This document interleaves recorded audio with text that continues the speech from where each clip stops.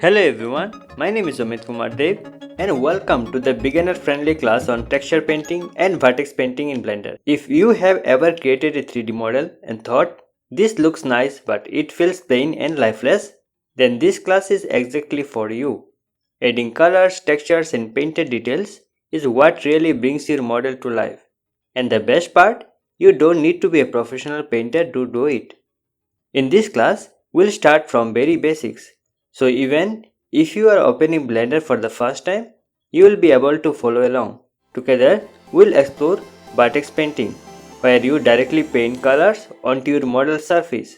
Then, we'll look at texture painting, where you unwrap your model and paint detailed textures just like painting on a digital canvas.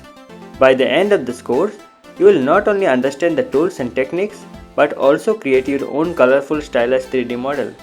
This class is designed for complete beginners, so I'll guide you step by step. All you need is Blender installed and a bit of curiosity.